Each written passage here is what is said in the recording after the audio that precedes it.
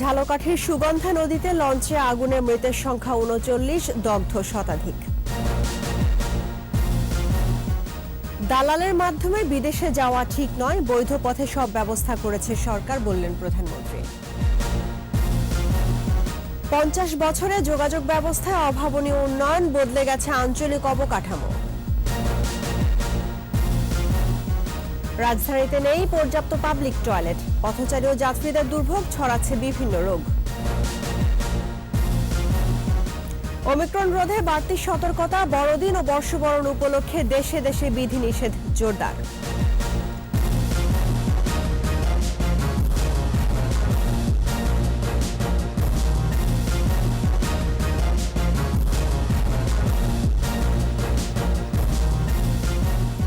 শুনছিলেন first security ইসলামী bank limited সংবাদ শিরোনাম। আমন্ত্রণ রাত 11টার 21 সংবাদে, আপনাদের সঙ্গে আছি রাহনুমা রাহিব। দর্শক, 21 টেলিভিশনের সংবাদ একই সাথে সরাসরি দেখতে পাবেন আমাদের ফেসবুক পেজ www.facebook.com/2124 অনলাইনে।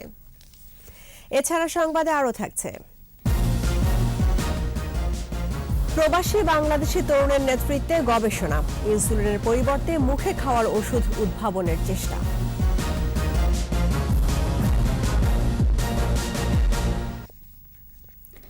ঝালকাঠির সুগন্ধা নদীতে আগুন লাগা বরগুনাগামী এমভি অভিযান নামে লঞ্চটি থেকে এখন পর্যন্ত ৩৯ জনের মৃতদেহ উদ্ধার করা হয়েছে। দগ্ধ হয়েছেন শতাধিক। আশঙ্কাজনক অবস্থায় ৭৮ জনকে বরিশাল শেরেবাংলা মেডিকেল কলেজ হাসপাতালে ভর্তি করা হয়েছে। আরও ৩ জনকে ঢাকায় পাঠানো হয়েছে। ঝালকাঠি, বরগুনা ও বরিশাল প্রতিনিধির সহায়তায় সমর ইসলামের রিপোর্ট। পোড়া লাশের এমন দীর্ঘ সারি এর আগে দেখেনি সুগন্ধা পাড়ের বাসিন্দারা। সঙ্গে স্বজন হারাদের কান্নায় ভারী হয়ে উঠেছে নদী পাড়ের বাতাস। ঢাকা থেকে বরগুনা যাওয়ার পথে ঝালকাঠির দপদপিয়া এলাকায় বৃহস্পতিবার রাত ৩টার দিকে লঞ্চটিতে আগুন লাগে। পরে সদর উপজেলার দিয়াকুল এলাকায় গিয়ে নোঙর করে লঞ্চটি। যাত্রীরা জানান, ইঞ্জিন কক্ষ থেকে আগুনের সূত্রপাত হয়, মুহূর্তেই তা ছড়িয়ে পড়ে। উঠতে দেখে চিলি করে, তারপর উঠে আমার একটু উঠাইলাম, উঠাইয়া পরে আমি সামনে আসলাম। সামনে এসে দেখলাম যে আগুন ধরে আগুন লাগিয়েই ফসফস করে আগুনের মুড়াইতে দৌড়। 10 মিনিট আগে মনে করে হঠাৎ করে তীরের কাছাকাছি চলে গেছে। ফায়ার সার্ভিসের 15টি ইউনিট স্থানীয়দের সহায়তায় কয়েক ঘন্টার চেষ্টায় আগুন নিয়ন্ত্রণে আনে। এরপর উদ্ধার অভিযান শুরু করে ফায়ার সার্ভিস, কোস্টগার্ড ও নৌ পুলিশ। শুক্রবার সন্ধ্যায় অভিযান স্থগিত করে ডুবুরি দল। অনেক রোগীর লোক হারানো গিয়েছে, তাদের মনে করেন যে নাম্বারগুলো কালেক্ট করতেছি, কালেক্ট করে তাদের স্বজনদের সাথে কথা বলার চেষ্টা করতেছি। পুলিশ জানিয়েছে লঞ্চটিতে ৫ শতাধিক যাত্রী ছিল। এর মধ্যে পানিতে ডোবা আছে এবং অগ্নিদগ্ধ আছে। প্রায় ১০০-র উপরে লোককে আহত উদ্ধার করে আমরা হাসপাতালে পাঠিয়েছি। ঝালকাঠি সদর হাসপাতাল থেকে অনেকে বরিশাল মেডিকেলে পাঠিয়েছে এবং আমরা জানতে পেরেছি সেখান থেকে আবার অনেকে ঢাকাও রেফার করছে। ঝালকাঠির অতিরিক্ত জেলা প্রশাসক নাজমুল আলমকে প্রধান করে ৫ সদস্যের তদন্ত কমিটি গঠন করা হয়েছে। বিআইডব্লিউটিএ এবং নৌ পরিবহন মন্ত্রণালয় ৭ সদস্যের কমিটি গঠন করেছে। তাদেরকে আর্থিক সহযোগিতা এবং অন্যান্য সহযোগিতা আমরা করব। যারা চিকিৎসাধীন আছে তাদেরকেও সব ধরনের সহযোগিতা জেলা প্রশাসনের পক্ষ থেকে থাকবে। এদিকে ঘটনাস্থল এবং আহতদের দেখতে বরিশাল শেরেবাংলা মেডিকেল কলেজ হাসপাতাল পরিদর্শন করেছেন নৌ পরিবহন প্রতিমন্ত্রী ও পানি সম্পদ প্রতিমন্ত্রী সহ প্রশাসনের কর্মকর্তারা। এখানে আমাদের কোনো মালিকের গাফিলতি ছিল না, চালকের গাফিলতি ছিল, বা এখানে স্টাফদের কোনো গাফিলতি ছিল নাকি এখানে কোনো দুর্বৃত্ত বা দেশবিরোধী চক্র কোনো বিষয় আছে কি না, এখন তো বিষয় বলা যাবে না তদন্ত রিপোর্ট না আসা পর্যন্ত। আমি নির্দেশনা দিয়েছি যে যারা বার্নে যারা হাত পা পুড়ে গিয়েছে তাদেরকে সবাইকে একটা ওয়ার্ডে নিয়ে আসতে। দগ্ধদের চিকিৎসায় শেখ হাসিনা জাতীয় বার্ন অ্যান্ড প্লাস্টিক সার্জারি ইনস্টিটিউটের ৫ চিকিৎসককে বরিশাল শেরেবাংলা মেডিকেল কলেজ হাসপাতালে পাঠানো হয়েছে। সমর ইসলাম, 21 টেলিভিশন। এদিকে লঞ্চ দুর্ঘটনায় তদন্ত করে দায়ীদের বিরুদ্ধে কঠোর ব্যবস্থা নেওয়ার হুঁশিয়ারি দিয়েছেন স্বরাষ্ট্রমন্ত্রী আসাদুজ্জামান খান কামাল। কিভাবে কেন হলো, কার হলো, এগুলি তদন্তের আগে আমরা কিছু বলতে পারবো না। এইগুলি সবসময় আইন শৃঙ্খলা বাহিনী তাদের নজরদারিতে আছে। এইগুলি যদি কেউ করে থাকেন, কঠোর ব্যবস্থা নেওয়া হবে তাদের বিরুদ্ধে। অবৈধভাবে দালালের মাধ্যমে বিদেশে না যেতে প্রবাসীদের প্রতি আহ্বান জানিয়েছেন প্রধানমন্ত্রী শেখ হাসিনা। মালদ্বীপে বাংলাদেশিদের দেয়া নাগরিক সংবর্ধনায় ভার্চুয়ালি যুক্ত হয়ে প্রধানমন্ত্রী আরও বলেন, প্রবাসীদের পাঠানো অর্থের লোকসান কমাতে ব্যবস্থা নেবে সরকার। এ সময় ষড়যন্ত্রকারীদের চক্রান্ত মোকাবেলা করে এগিয়ে যাওয়ার প্রত্যয় জানান শেখ হাসিনা। বাকিটা জানাচ্ছেন প্রণব চক্রবর্তী। মালদ্বীপ সফরের তৃতীয় দিন বিকেলে দেশটিতে বসবাসকারী নাগরিকদের দেয়া সংবর্ধনায় ভার্চুয়ালি যুক্ত হন প্রধানমন্ত্রী শেখ হাসিনা। শোনেন তাদের নানা সমস্যার কথা। দেশকে দ্রুত গতিতে উন্নয়ন এবং অগ্রগতির পথে এগিয়ে নিয়ে যাচ্ছেন। বক্তব্যে প্রধানমন্ত্রী বলেন, অতীতের যে কোনো সময়ের চেয়ে বাংলাদেশ এখন অনেক উন্নত। বিশ্বের সকল দেশ সম্মানের চোখে দেখে। এ সময় লোভে পড়ে দালালের মাধ্যমে বিদেশে না যাওয়ার আহ্বান জানান প্রধানমন্ত্রী।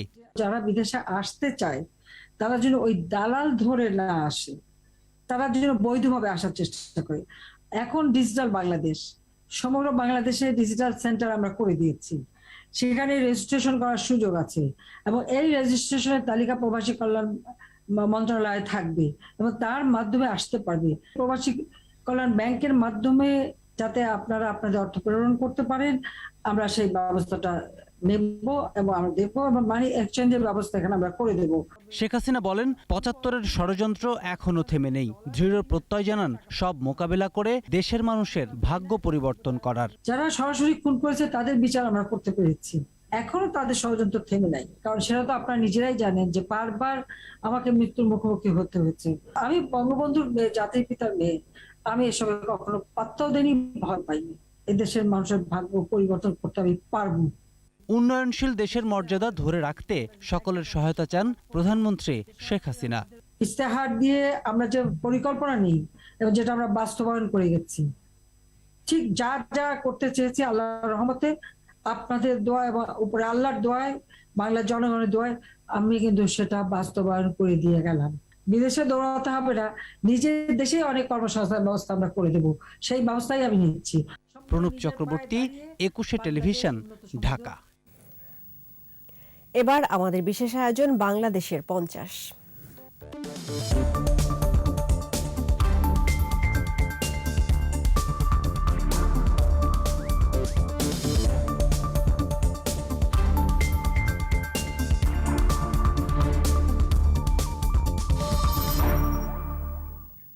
মাটি কাদার রাস্তা থেকে চকচকে মহাসড়ক, নদীর বুক চিরে মহাযজ্ঞের সেতু, খানাখন্দের খালে বসেছে কালভার্ট। বদলে যাওয়া এই বাংলাদেশের অনন্য ভূমিকায় উজ্জ্বল তাই অবকাঠামোর উন্নয়ন। ৫০ বছরের যাতায়াত আর যোগাযোগের সেই গল্পই শোনাচ্ছেন মোহাম্মদ নুরনবী।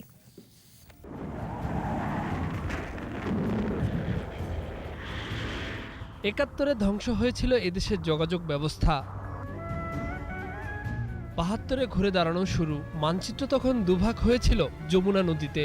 পশ্চিমের সঙ্গে পূর্ব প্রান্ত যোগ করতে উত্তাল যমুনার বুকে সেতু বানানোর উদ্যোগ নিয়েছিলেন জাতির পিতা। সে স্বপ্ন বাস্তবায়ন হলো কন্যা শেখ হাসিনাতে। পদ্মা, মেঘনা, যমুনা দিয়ে দেশটা দ্বিখণ্ডিত, ডাইরেক্ট কানেক্টিভিটি নাই। এটা দেশের অখণ্ডতার জন্যও কিন্তু দরকার ছিল। উত্তরবঙ্গের জনপদে যেই অবকাঠামো উন্নয়নটা হয়, তার ফলে কিন্তু এখানে আজকে মঙ্গা আমরা দেখতে পাই না।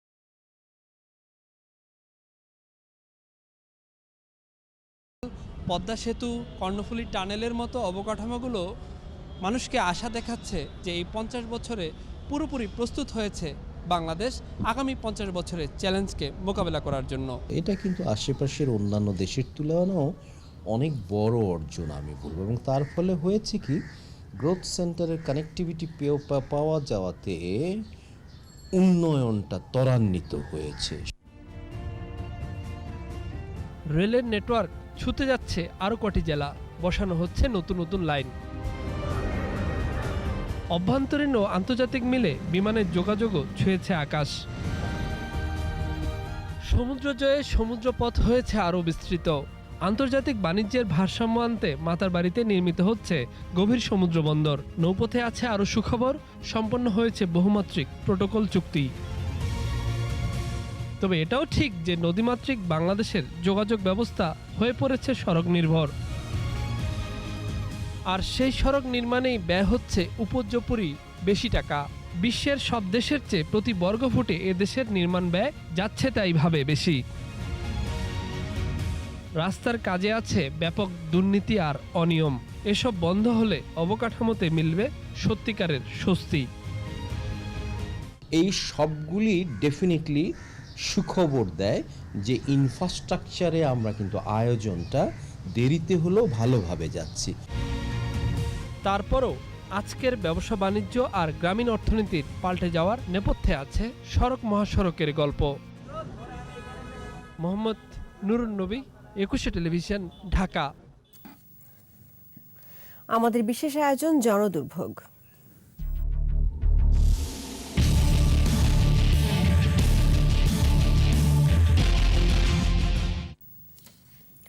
দুই কোটি মানুষের রাজধানীতে পাবলিক টয়লেট 59টি। যানজটে নাকাল এসব মানুষের একটি অংশ শৌচকর্ম সারেন রাস্তাঘাটে। ইয়াকুব হোসেন লিটুর ক্যামেরায় আরও জানাচ্ছেন অখিল পোদ্দার। সকাল, দুপুর কিংবা সন্ধে রাজধানীর যানজটের ধরন প্রায় অভিন্ন। সাকুল্যে গাড়ির গতি 6.4 কিলোমিটারের বেশি নয়। রাজধানী ঢাকার পরিবহন এমন স্লথ গতির কারণে অসংখ্য মানুষকে রাস্তায় প্রতীক্ষা করতে হয়। জট এড়াতে কেউ আবার হেঁটেই পাড়ি জমান গন্তব্যে। অথচ এই দীর্ঘ সময়েও কারো পায়খানা কিংবা প্রস্রাব চাপলে পড়তে হয় ভোগান্তিতে। ছেলে মানুষ তো যেইখানে সেইখানে একটা করতে পারলো, মেয়ে মানুষের বেশি সমস্যাটা হয়। গাড়ির চিপার ভিতরে করতেছে, এদিক দিয়ে গড়ায় রাস্তার ভিতরে আসতেছে, পাবলিক যাওয়ার সময় সমস্যার সৃষ্টি হচ্ছে। মেয়ে জায়গাতে গুছো হইতো না, আমি না পেশাব করতেও যাই। মা বলতেছে কি করব, পুরো দ্রুতভাবে আমি আরেক জায়গায় যাই, যার পরে খুব রিকোয়েস্ট করে আমরা পরে ওখানে যে মাকে করানো হয়। সমীক্ষা বলছে শহর ঢাকার 2 কোটি মানুষের অন্তত 50 লাখই প্রতিনিয়ত চলাচল করেন। সকাল থেকে রাতের প্রথম ভাগ অবধি কর্মজীবীদের যাতায়াতের চাপ থাকে রাস্তায়। অথচ এত মানুষের জন্য সিটি কর্পোরেশন তৈরি করেনি পর্যাপ্ত শৌচাগার। শাহবাগ থেকে কারণ বাজার পর্যন্ত হাঁটতে হাঁটতে আসলাম, এর ভিতরে কোনো টয়লেট পাইনি। 40-45 জন মনে করেন আমরা প্রস্তাব করি রাস্তায়, এখানে কোনো টয়লেট নেই। 2 মেয়র আছে, এই দিকটা নজর দিবেন। আদারওয়াইজ আমাদের এই যে উন্নয়নের কথা বলি, সেই উন্নয়ন তো প্রতিফলিত হবে না। দেশ যেভাবে এগিয়ে যাচ্ছে, সিটি কর্পোরেশনের উচিত তাদের সাথে তাল মিলিয়ে নির্দিষ্ট দূরত্ব পর টয়লেটের ব্যবস্থা করা। মেয়েদের জন্য এবং ছেলেদের জন্য আরও ঢাকা শহরে পাবলিক টয়লেট বাড়ানো প্রয়োজন। চিকিৎসকেরা বলছেন নগরবাসীকে সুস্থ রাখতে পৃথিবীর অধিকাংশ রাজধানী শহরেই প্রয়োজনীয় সংখ্যক শৌচাগার আছে। ঢাকায় সেটি না থাকায় বহু ধরনের রোগে আক্রান্ত হচ্ছে মানুষ। মহিলাদের ইউটিআই বা ইউরিনারি ইনফেকশন, প্রস্রাবের ইনফেকশন এবং সেখান থেকে কিডনির সমস্যা, বয়স্ক মানুষদের ক্ষেত্রে প্রস্রাব বা পায়খানার ইনকন্টিনেন্স অর্থাৎ ধরে রাখার সমস্যা, নানা রকম সমস্যা দেখা দিতে পারে। মতিঝিল থেকে কারওয়ান বাজার পর্যন্ত হেঁটে আসলাম, কিন্তু কোথাও আমি কোনো টয়লেট দেখি না যে মানুষ পয়সা খরচ করে ব্যবহার করবে। এত সুন্দর আধুনিক রাজধানী হচ্ছে, মেট্রো রেল হচ্ছে, নানান ধরনের উন্নয়ন হচ্ছে, কিন্তু সেইখানে এই পাবলিক টয়লেটের বিষয়টা কোথাও হচ্ছে এরকমও দেখি নাই। গেল 1 দশকে বদলে গেছে রাজধানী ঢাকা। এই সময়ে পরিবর্তন হয়েছে যোগাযোগ ব্যবস্থার। ভবিষ্যতে এই ব্যবস্থা আরও উন্নততর হচ্ছে। অথচ পথ চলতি মানুষের প্রয়োজনীয় সংখ্যক টয়লেট না থাকার কারণে তাদের কষ্টের অন্ত নেই।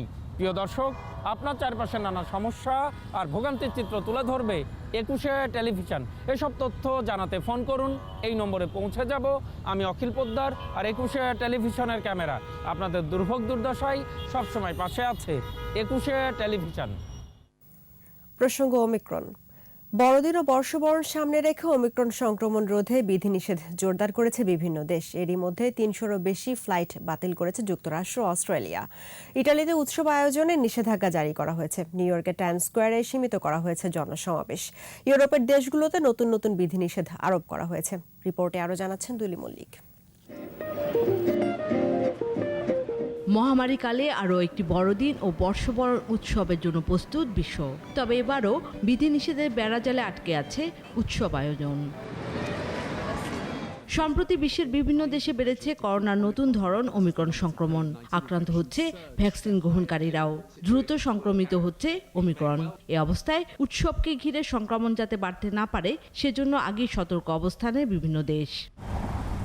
এরই মধ্যে দেশে দেশে আরোপ করা হয়েছে নানা বিধিনিষেধ। যুক্তরাষ্ট্র এরই মধ্যে বাতিল করেছে 200-রও বেশি ফ্লাইট। নিউ ইয়র্কের টাইমস স্কোয়ারে দূরত্ব বজায় রেখে 15,000-এর বেশি মানুষের উপস্থিতি নিষিদ্ধ করা হয়েছে। এছাড়া অন্য অঙ্গরাজ্যগুলোতেও মাস্ক পরা বাধ্যতামূলক করা হয়েছে। যুক্তরাজ্যে বড়দিনের শুভেচ্ছা বার্তায় সবাইকে বিধিনিষেধ মেনে চলার কথা আবারও স্মরণ করিয়ে দিয়েছেন প্রধানমন্ত্রী Boris Johnson. I hope and believe that this Christmas is and will be significantly better than the last in this vital respect. ইতালিতে নতুন বছরে হচ্ছে না সার্বজনীন কোনো উৎসব। ঘরের বাইরে বের হতে হলে পরতে হবে মাস্ক।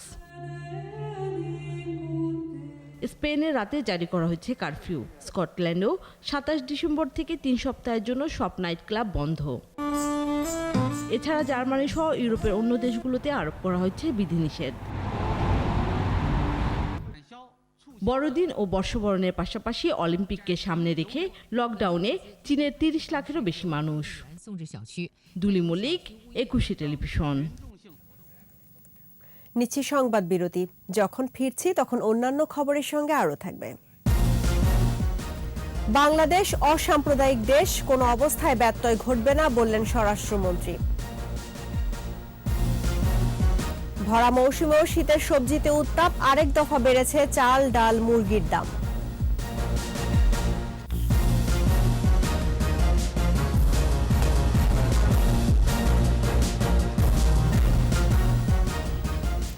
আবারও আমন্ত্রণ রাত 11টার একুশে সংবাদে। স্বরাষ্ট্রমন্ত্রী আসাদুজ্জামান খান কামাল বলেছেন, বাংলাদেশ অসাম্প্রদায়িক দেশ, কোনো অবস্থাতে এর ব্যত্যয় ঘটবে না।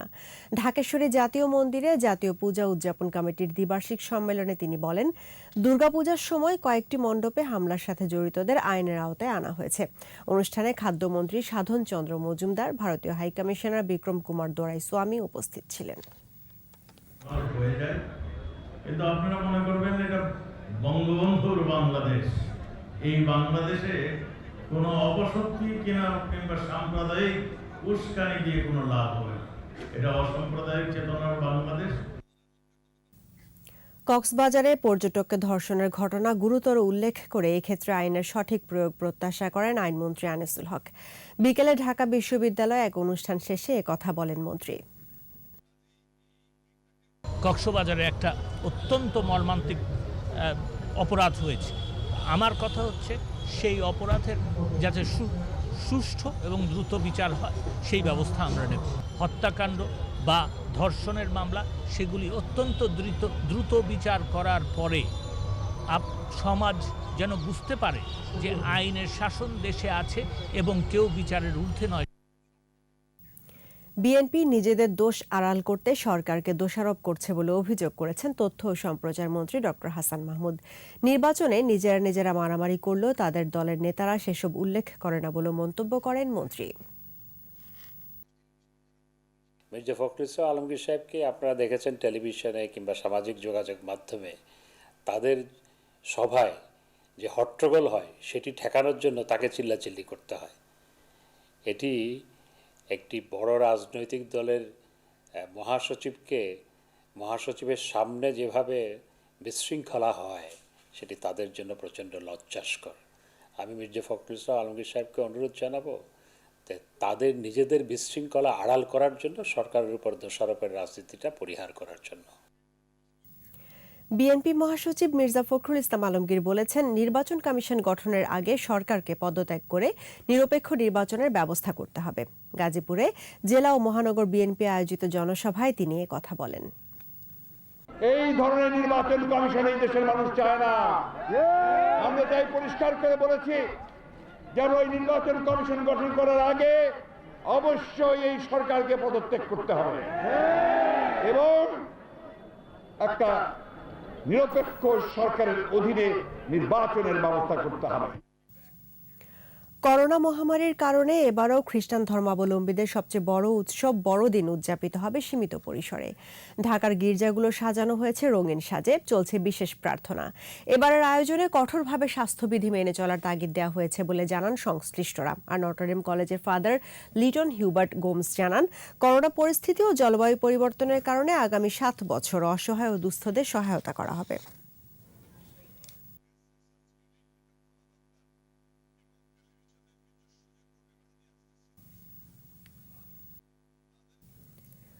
ভরা মৌসুমেও স্বস্তি নেই শীতের সবজির বাজারে। সপ্তাহের ব্যবধানে সব ধরনের চালের দাম বেড়েছে কেজিতে 1 থেকে 2 টাকা। বেড়েছে মসুর ডাল আর মুরগির দামও। নতুন পেঁয়াজ বিক্রি হচ্ছে 40 টাকায়, তবে আগের বাড়তি দামে বিক্রি হচ্ছে রসুন। সাইদুল ইসলামের রিপোর্ট। ডিসেম্বরের শেষ সপ্তাহ, বাজারে শীতের সবজির সরবরাহ প্রচুর, তবে দামে এর প্রভাব নেই। বেশিরভাগ সবজির কেজি 50 থেকে 60 টাকা। সিম, বেগুন আমরা 40 টাকা 50 টাকা বেচি, আজকে 60 টাকার নিচে বেচা যায় না, কারণ পাইকারি 50 টাকা কেজি গেছে। গাজর 50 টাকা কেজি এখনো, করলা 60 টাকা 70 টাকা কেজি। শীতের দিনে শাকসবজি এত দাম বেড়ে খাওয়া আমাদের জন্য খুবই কষ্টকর। মধ্যস্বত্বভোগীদের কারণেই আসলে দাম বাড়ে এবং যারা বিক্রেতা তারা নিজেরাই দাম বাড়ায় দেয়। বিক্রেতারা বলছেন, বন্যায় সবজির উৎপাদন ব্যাহত হয়, দাম বেশি। আগে সবজি তো আর মনে করেন সব নষ্ট হয়ে গেছে, এই জন্য প্রতিটা সবজির দাম বেশি। 1 কেজি সবজিতে 20 টাকা 15 টাকা 30 টাকা পর্যন্ত বেশি আছে। চালের বাজারেও সুখবর নেই। সপ্তাহের ব্যবধানে আরেক দফা বেড়েছে সব ধরনের চালের দাম। প্রতি কেজিতে 1 টাকা 1.5 টাকা বাড়ছে। আপনার মিনিকেট 28, তারপর হলো আপনার পাইজাম, তারপর মোটা চাউল। মসুরের ডালের দামও বেড়েছে কেজিতে 10 টাকা। দেশি মসুর ছিল 100 টাকা, এখন 110 টাকা। জিরা ছিল আপনার 300 টাকা, এখন 340 টাকা কেজি জিরা। নতুন পেঁয়াজ বিক্রি হচ্ছে 40 টাকায়, তবে আগের বাড়তি দামে বিক্রি হচ্ছে রসুন। ব্রয়লারের কেজি 180 থেকে 190 টাকা, আর কক মুরগির কেজি 280 থেকে 300 টাকায় বিক্রি হচ্ছে। এই সপ্তাহে 300 টাকা কেজি বেচতেছে। সাইদুল ইসলাম, 21 টেলিভিশন, ঢাকা। চারদিকে তখন যুদ্ধের দামামা। খোলা ট্রাকে হারমোনি আর ঢোলের সঙ্গে বাজে কণ্ঠ, বাজে যুদ্ধে ঝাঁপিয়ে পড়ার আহ্বান। মুক্তিযুদ্ধে মুক্তির সে গান এখনো অনন্য, প্রাণশক্তি যোগায় নবপ্রাণে। মুশফিকা নাজনীনের রিপোর্ট। পাঞ্জাবির জুলুম ছেড়ো লাগিয়াই আমি পরদেশী হইনু। সঙ্গীত শিল্পী শাহিন সামাদের বয়স তখন প্রায় 18। পাকিস্তানি গণহত্যায় আক্রান্ত দেশ, হাতে অস্ত্র নেই, তাতে কি, গলায় গান তো আছে শাহিন সামাদের। অতঃপর তাই নিয়ে ঝাঁপিয়ে পড়া কণ্ঠযোদ্ধারা ছুটে বেরিয়েছেন, কখনো শরণার্থী শিবিরে, কখনো মুক্তাঞ্চলে।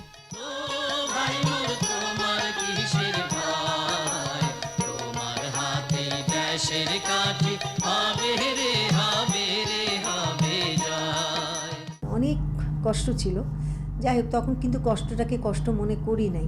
আমাদের মধ্যে দেশকে স্বাধীন করার জন্য যে একটা কি বলবো মানে শক্তি, সাহস, আত্মবিশ্বাস সে সময় কিন্তু ভীষণভাবে অটুট ছিল। ট্রাকে ছিলেন মাহমুদুর রহমান বেনু, বিপুল ভট্টাচার্য, দেবব্রত চৌধুরী, স্বপন চৌধুরী, শারমিন মুর্শেদ, নাইলা খান, লুবনা মারিয়াম, তারেক আলী, দুলাল চন্দ্র শীল সহ অনেকে।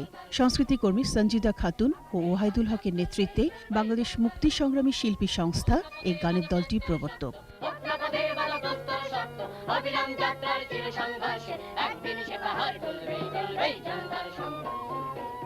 শাহিন সামাদ বলেন, পুরো নভেম্বর মাস তারা দেশাত্মবোধক গান গেয়ে মুক্তিযোদ্ধাদের অনুপ্রাণিত করেছিলেন।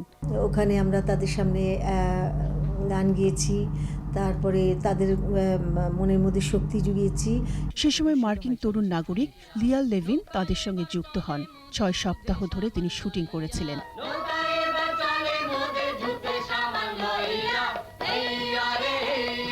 লিয়া লিভেন আমাদের কাছে আসলেন, তখন উনি বললেন যে আমি কোনো ডিস্টার্ব করবো না, কাউকে কিছু করবো না, আপনারা ট্রাকে আপনাদের মতনই যাবেন, আমি শুধু আমার নিজের গাড়ি নিয়ে আমি খালি ছবি তুলব। তাদের গাওয়া গানগুলি মুক্তির গান চলচ্চিত্রে আকার পেতে সময় লাগে দীর্ঘ 24 বছর। সব কাজ শেষ হওয়ার পরেও বাংলাদেশের সেন্সর পেতে সময় লাগে প্রায় 12 বছর। ফুটেজ কিন্তু উনি তুলেছিলেন প্রায় 30 ঘন্টা। তারপরে তারেক নিজের অনেক কিছু মানে বিক্রি টিক্রি করে যতটুকুই পেরেছে ওই 1 ঘন্টা 40 মিনিট এই যে মুক্তির গান সে করল। সব ষড়যন্ত্র কাটিয়ে 1995 সালে পাবলিক লাইব্রেরিতে প্রথম প্রদর্শিত হয় মুক্তির গান।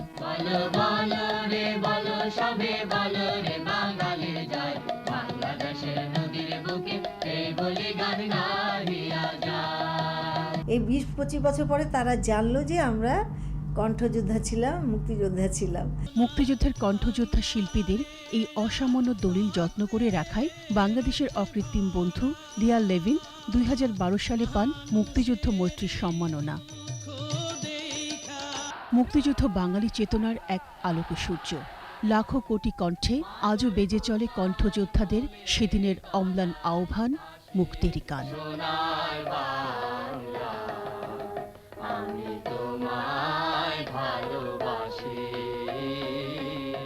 মুশফিকা নাজনীন, 21 টেলিভিশন, ঢাকা। বিজয়ের মাসে বিশেষ আয়োজন জনযুদ্ধের মুক্তিযোদ্ধা।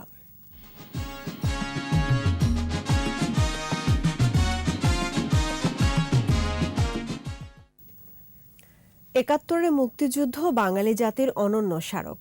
লাশের ধ্বংসস্তূপ থেকে এ মাসেই উদয় হয়েছিল স্বাধীনতার সূর্য। আগুন ঝরা সেসব দিনরাত্রির কথা সাতক্ষীরার বীর মুক্তিযোদ্ধা কামরুজ্জামান বকুলের কাছ থেকে তুলে এনেছেন প্রতিনিধি মনিরুল ইসলাম মিনি। তখন আমাদের উঠতি বয়স, আমরা ভালো করে জানতাম যে আমাদের দেশ স্বাধীন হওয়ার দরকার আছে। আমরা সাতক্ষীরা শহরে 12-13 জন আমাদের সঙ্গী যারা আমরা ভারতে যাই। তকিপুর থেকে আমরা বিহার চাকুলিয়া ট্রেনিংয়ে যাই। ওখানে 35 দিন ট্রেনিং হওয়ার পরে আমরা ফিরে এসে দেশের ভিতরে অপসারণ করি। একটা গ্রুপ আমরা সম্মিলিতভাবে ছিলাম। আমরা থাকতাম সাতক্ষীরা থেকে 6-7 কিলোমাইল দূরে ঘোড়ায় আমাদের অবস্থান ছিল। ঘোড়ার থেকে বকচারা পর্যন্ত এ লাইনে পাঞ্জাবিরা ঢুকতো না, আমরা ওই লাইনটা কভার করতাম। আমাদের হাতে 2টো টাইম বোম আসে। প্রথমে সাতক্ষীরা ভিতরে আসি, এসপি বাংলোর পাশ দিয়ে আমরা রাস্তা ক্রস করে আমরা পলাশপল্লির ভিতরে ঢুকি। আমরা প্রথমেই চিন্তা ভাবনা করি যে পাঞ্জাবিরা ওরা অ্যান্টি পার্সোনাল একটা মাইন্ড আছে, ওরা ওই মাইন্ডটা কোথাও পুঁতে রাখছে কিনা। যে যার মতন পজিশন নিয়ে 3-4 জন পারদের রুমের ভিতরে ঢুকে দেখা যায় যে একটা থাম্বার পরে একটা লোহার প্লেট বসানো, প্লেটের পরে গোল মেশিন, লম্বা মেশিন, পরপর 7টা মেশিন সাজানো। তখন এধারে 3টি মেশিন বাদ দিয়ে থাম্বা এবং প্লেট, ওই যে মাঝখানে যে ফাঁকটা পাই, ফাঁকের ভিতরে একটা টাইম বম ঢোকাই। ও পাশ থেকে 3টে বাদ দিয়ে ফাঁকের ভিতরে একটা টাইম বম ঢোকাই। 2টো টাইম বম আমরা পিন আপ করে আমরা এখান থেকে দ্রুত বেরিয়ে যাই। গিয়ে আমরা যখন পলাশপোল, ওই কনক পার্ক যেটা এখন বর্তমানে স্টেডিয়াম, ওখানে একটা ফায়ার গ্রাউন্ড ছিল, আমরা ফায়ার গ্রাউন্ডের ওখানে যাই। ধমধম করে 2টো শব্দ হয়। একবার পিছনে তাকায় দেখি সমস্ত শহরটা একদম নীল হয়ে গেছে। তখন আমরা ওখান থেকে দ্রুত রাস্তা ক্রস করে বিল দিয়ে আমরা আমাদের গন্তব্যস্থানে আমরা চলে যাই। নিচ্ছি সংবাদ বিরতি। যখন ফিরছি তখন অন্যান্য খবরের সঙ্গে আরও থাকবে। ভোলায় নির্বাচনী সহিংসতায় 50 জন আহত, আওয়ামী লীগ অফিস ভাঙচুর। মিয়ানমারে বিদ্রোহে নিয়ন্ত্রিত এলাকায় বিমান হামলা, থাইল্যান্ডে পালাচ্ছেন মানুষ।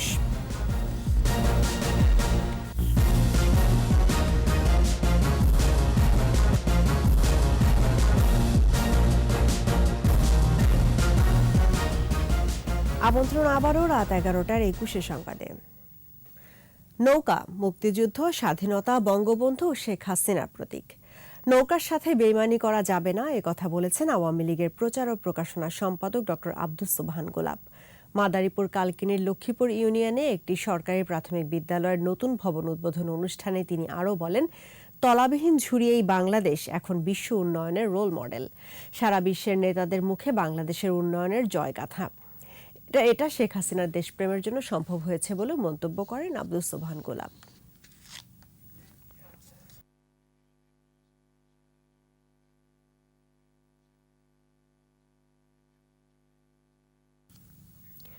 ভোলায় নির্বাচনী সহিংসতায় 50 জন আহত হয়েছে। এ সময় ইউনিয়ন আওয়ামী লীগ অফিস ভাঙচুর করা হয়। সকালে ভোলা সদরের পশ্চিম ইলিশা ইউনিয়নে নৌকা সমর্থিত প্রার্থী ও স্বতন্ত্র প্রার্থীর মধ্যে সংঘর্ষ হয়। এর জেরে ইউনিয়ন আওয়ামী লীগ অফিসে ভাঙচুর করে প্রতিপক্ষ। এ সময় উভয় পক্ষের 50 জন আহত হয়। তাদের ভোলা সদর হাসপাতালে ভর্তি করা হয়েছে। অন্যদিকে রাজাপুর ইউনিয়নে স্বতন্ত্র প্রার্থীর এক সমর্থককে পায়ের রগ কেটে দিয়েছে প্রতিপক্ষ। এ সময় সংঘর্ষে আরও 10 জন আহত হয়। এদিকে নোয়াখালীতে নির্বাচনী সহিংসতায় আহত হয়েছে 5 জন।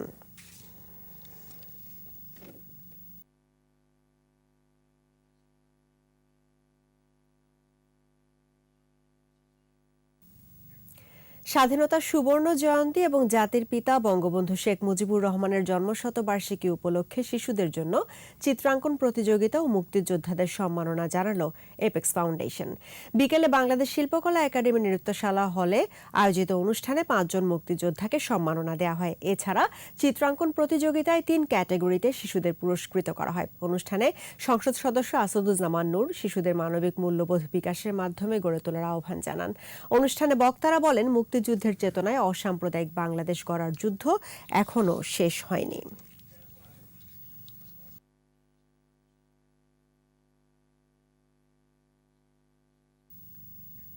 এবার আমাদের বিশেষ আয়োজন সফল বাংলা।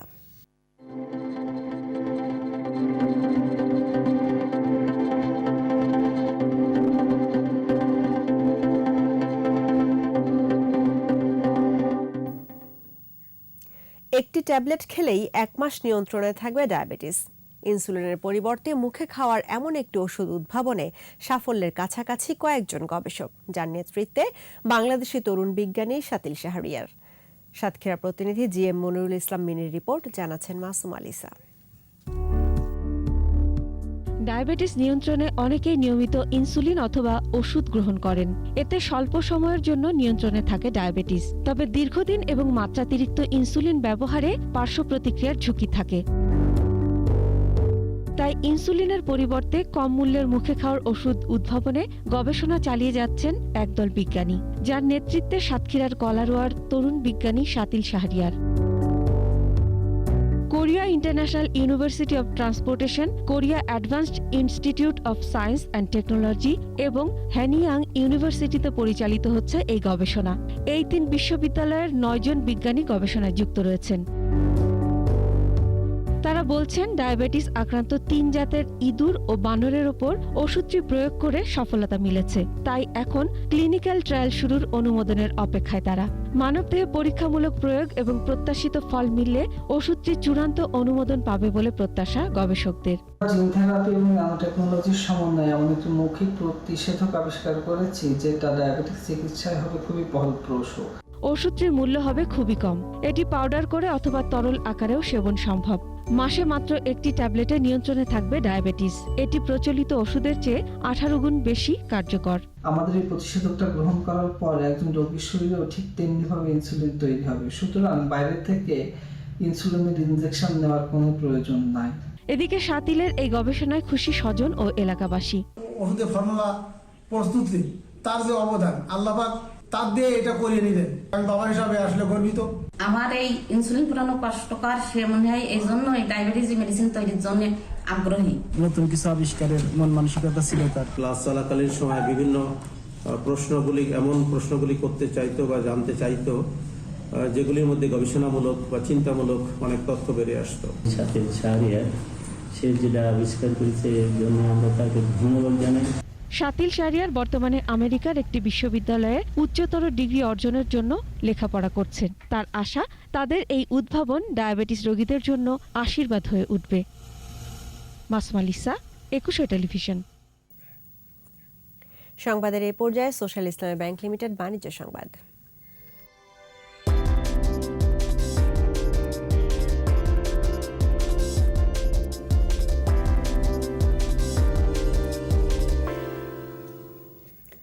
চুয়াডাঙ্গায় কেরুয়ান কোম্পানি এবং ঠাকুরগাঁয়ে চিনি কলে আখ মাড়াই মৌসুম উদ্বোধন করা হয়েছে। চুয়াডাঙ্গায় কেরুয়ান কোম্পানির 2021-2022 অর্থ বছরের মাড়াই মৌসুম উদ্বোধন করেন শিল্পমন্ত্রী নুরুল মজিদ মাহমুদ হুমায়ুন। অনুষ্ঠানে অন্যান্যর মধ্যে বাণিজ্যমন্ত্রী টিপু মুন্সি উপস্থিত ছিলেন। এ সময় শিল্পমন্ত্রী বলেন, দেশের কোনো চিনি কলই স্থায়ীভাবে বন্ধ করা হয়নি, আধুনিকায়ন করে আবারও সব কারখানা চালু করা হবে। এদিকে ঠাকুরগাঁয়ে চিনিকল চত্বরে আখ মাড়াই কার্যক্রম উদ্বোধন করেন সংসদ সদস্য রমেশ চন্দ্র সেন। জেলায় 42 দিনের মাড়াই কার্যক্রমে 50,000 মেট্রিক টন আখ মাড়াইয়ের লক্ষ্যমাত্রা নির্ধারণ করা হয়েছে।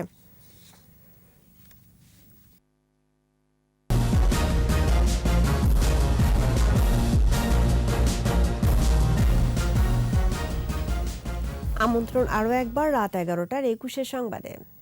জানাবো খেলার খবর।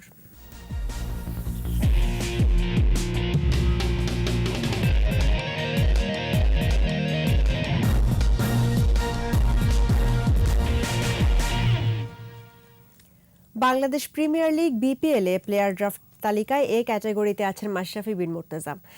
এ ক্যাটাগরিতে আছেন তামিম ইকবাল, সাকিব আল হাসান, মাহমুদুল্লাহ রিয়াদ, মুশফিকুর রহিম ও মোস্তাফিজুর রহমান। জাতীয় দল থেকে আনুষ্ঠানিক অবসর এখনও নেননি মাশরাফি। সবশেষ 2020 সালের ডিসেম্বরে বঙ্গবন্ধু টি-20 কাপে দেখা গিয়েছিল নড়াইল এক্সপ্রেসকে। স্থানীয় খেলোয়াড়দের ড্রাফট এ ক্যাটাগরিতে পারিশ্রমিক 70 লাখ টাকা। ব্যাপক রদবদলের মধ্য দিয়ে শেষ হলো বাংলাদেশ ক্রিকেট বোর্ড বিসিবির স্থায়ী কমিটির গঠন প্রক্রিয়া। আলোচিত ক্রিকেট অপারেশনস কমিটির নতুন চেয়ারম্যান হলেন জালাল ইউনুস। সভা শেষে সংবাদ সম্মেলনে বিসিবি সভাপতি নাজমুল হাসান পাপন জানান, পারিবারিক ও শারীরিক কারণে অপারেশনস বিভাগের দায়িত্ব নিতে রাজি না হওয়া আকরাম খান পেয়েছেন ফ্যাসিলিটিস বিভাগের দায়িত্ব।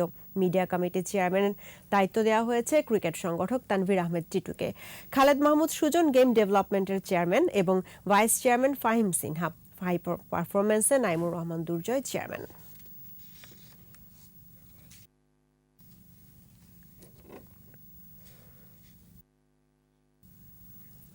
অনূর্ধ্ব-19 এশিয়া কাপে নেপালকে 154 রানে হারিয়ে শুভ সূচনা করল বাংলাদেশ।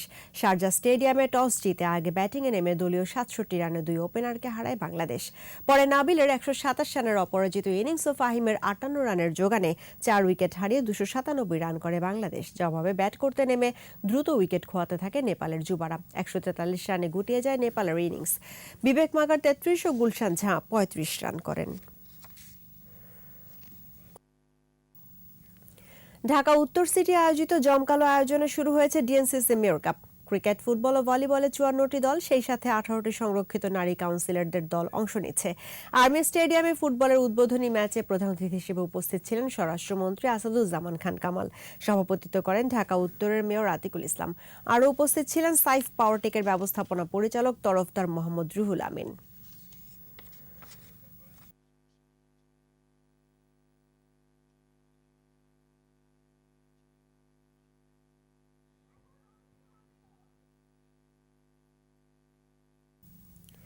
স্বাধীনতার সুবর্ণ জয়ন্তী উপলক্ষে বাংলাদেশ দাবা ফেডারেশন ও সাইফ পাওয়ারটেক লিমিটেডের পৃষ্ঠপোষকতায় শুরু হয়েছে দ্বিতীয় মহিলা দাবা লীগ।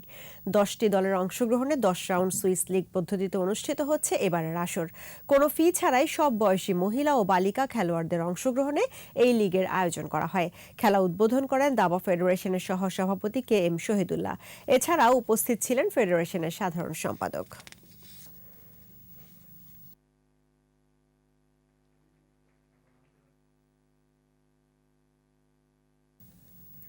এবারের আয়োজন বিজয় চিহ্ন।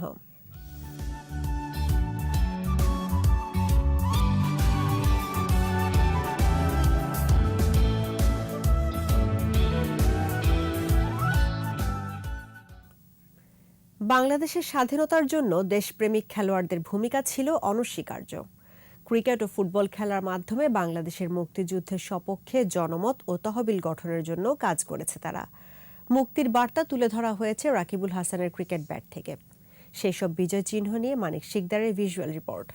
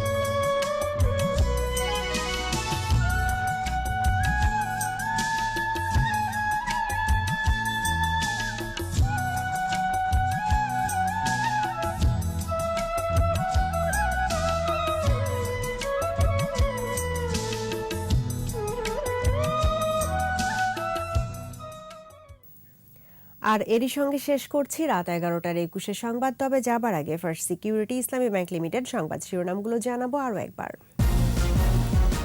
ঝালকাঠির সুগন্ধা নদীতে লঞ্চে আগুনে মৃতের সংখ্যা 39, দগ্ধ শতাধিক। দালালের মাধ্যমে বিদেশে যাওয়া ঠিক নয়, বৈধ পথে সব ব্যবস্থা করেছে সরকার, বললেন প্রধানমন্ত্রী।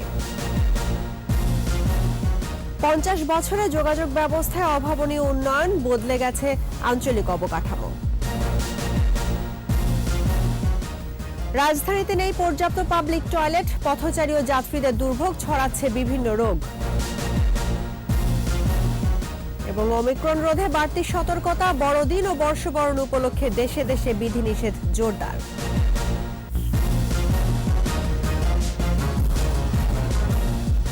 দর্শক, 21-এর সর্বশেষ খবর জানতে ডায়াল করুন 2021 নম্বরে আর ভিজিট করুন 21-tv.com এই ওয়েবসাইটে। এছাড়া ফেসবুকে লগ ইন করতে পারেন facebook.com/2124 অনলাইনে। এতক্ষণ সঙ্গে থাকার জন্য ধন্যবাদ। আমাদের পরবর্তী সংবাদ রাত 1টায় দেখার আমন্ত্রণ রইল। স্বাস্থ্যবিধি মেনে চলুন, সুস্থ থাকুন, 21-এর সঙ্গেই থাকুন।